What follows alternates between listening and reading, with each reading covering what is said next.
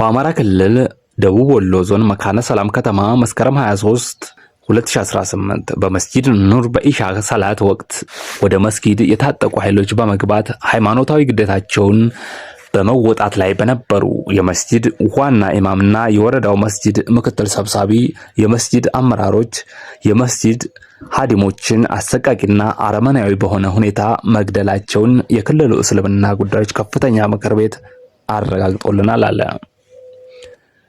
እነሱም ሸሂድ ሆነዋል፣ አላህ ጀንተል ፈርዶ ሲወፍቃቸው ሲል ገልጸዋል። ጠቅላይ ምክር ቤቱ የእምነት ተቋማት የተከበሩ ቦታዎች በመሆናቸው ሊጠበቁ እንጂ እንዲህ አይነት አጸያፊ ተግባር የሚፈጸምባቸው መሆን የለባቸውምና ድርጊቱን በጽኑ እናወግዛለን ብሏል።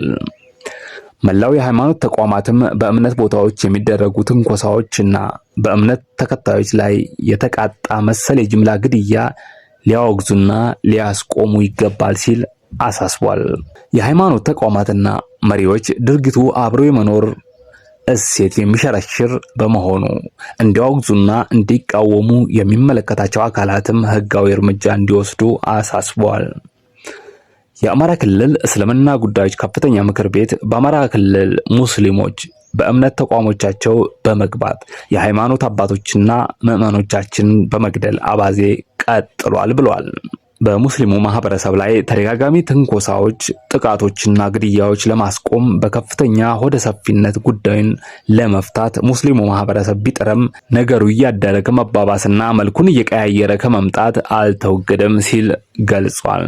በደቡብ ወሎ ዞን መካነ ሰላም ከተማ በታላቁ ኑር መስጂድ ምሽት የኢሻ ሰላት ስግደትን ለማከናወን በመስጂዱ በነበሩ የመስጂዱ ኢማምና የመካነ ሰላም ከተማ እስልምና ጉዳዮች ምክር ቤት ምክትል ሰብሳቢ የሆኑትን ሼህ ጀማል ከማል እና ሌሎች የመስጂድና የመጅሊስ አመራሮች በታጠቁ ኃይሎች ያለምንም ርህራሄና እዝነት በአሰቃቂ ሁኔታ ግድያ ተፈጽሞባቸዋል ብሏል። ይህም ህዝበ ሙስሊሙ ከሌሎች እምነት ተከታይ ወገኖች ጋር ሆን ተብሎ ለማጋጨትና ሀገሪቱን የጦር አውድማ ለማድረግ ታስቦ የተፈጸመ ድርጊት መሆኑ አያጠራጥርም ሲል ገልጿል። ይህን ጸያፍ ድርጊት ሁሉም ቤተ እምነቶች፣ የቤተ እምነት አመራሮችና ምዕመኖች ሊኮንኑት ሊያወግዙት የሚገባና ኢትዮጵያውያንን ብዝሃነት የሚያራክስ ድርጊት መሆኑ ሊታወቅ ይገባል ብሏል።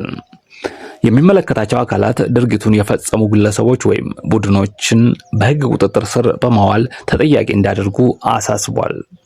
የደሴ ከተማ አስተዳደር እስልምና ጉዳዮች ምክር ቤት ዋና ጸሐፊ አቶ ኡስማን ሁሴን በሰጡት ቃል ትላንት ማታ ላይ ታጣቂዎች መጥተው መስጂድ ውስጥ የነበሩትን የመስጂድ ኢማም፣ የመጅሊስ አመራርና ወጣት 4 ሰዎችን ገድለዋል ብለዋል። መስጂድ ውስጥ ነው የገደሏቸው። ህዝቡ ከጫፍ እስከ ጫፍ ወጥቶ ቀብሯቸዋል ሲሉ ገልጸዋል። በጣም ዘግናኝ የሆነ ግድያ ነው ያሉት አቶ ኡስማን ጣፊ የሚባለው ልጅ ወዲያው አልሞተም ነበር፣ ወደ ሐኪም ቤት እንዲሄድ አልፈለጉምና ደሙ ፈሶ ነው እዛው የሞተው ሲሉ ተናግረዋል። ሲገቡባቸው ማይክሮፎን ከፍተው እረ ድረሱልን እያሉ ሲጮሁ ነበር።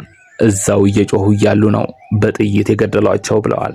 አንድ የከተማው ነዋሪ ትላንት ማታ 2 ሰዓት ከሶላት በኋላ መስጂድ ውስጥ ገብተው የወረዳው እስልምና ጉዳይ ምክትል ፕሬዝዳንትና ኢማምና ሌሎችን ነው የገደሉት ብለዋል።